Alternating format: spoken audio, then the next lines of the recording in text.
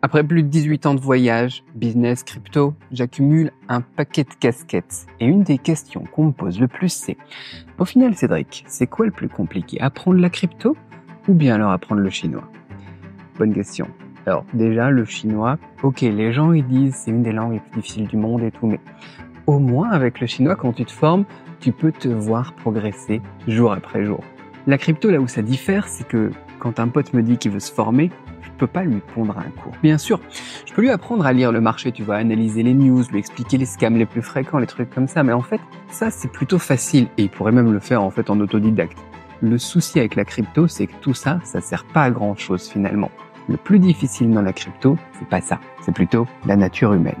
En plus de 7 ans, tu vois, de crypto, malgré toutes mes connaissances techniques, j'ai fait des erreurs, je me suis cassé la gueule, je suis tombé en déprime. Au fil des années, en fait, j'en ai vu des pièges. Et c'est justement ça qui me fait arriver à cette conclusion aujourd'hui. La crypto, en fait, c'est plus un test de personnalité. C'est pour ça que sur cette chaîne, en fait, je vais pas seulement te parler de la technique, mais aussi de ces dangers invisibles pour t'aider, toi aussi, à maîtriser tes émotions. À surmonter, en fait, les faiblesses qu'on a tous pour que tu puisses t'adapter à ce marché. Puis cette chaîne, en fait, c'est aussi, comme pour mes autres chaînes, tu vois, un moyen pour moi de me connecter à la communauté, d'échanger avec vous, de partager les analyses, de progresser ensemble.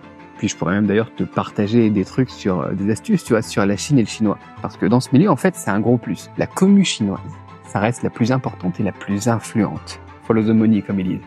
Donc voilà, j'espère que tout ça, ça va t'aider. Pour répondre à ta question, le chinois, c'est plus simple que le crypto. Abonne-toi si tu veux. Retiens que ce qu'il faut bosser, c'est surtout tes émotions. Lâche un commentaire en passant et on se retrouve dans la prochaine vidéo pour continuer à parler de tout ça. Il fallait faire ce point, quoi. La crypto, c'est dur.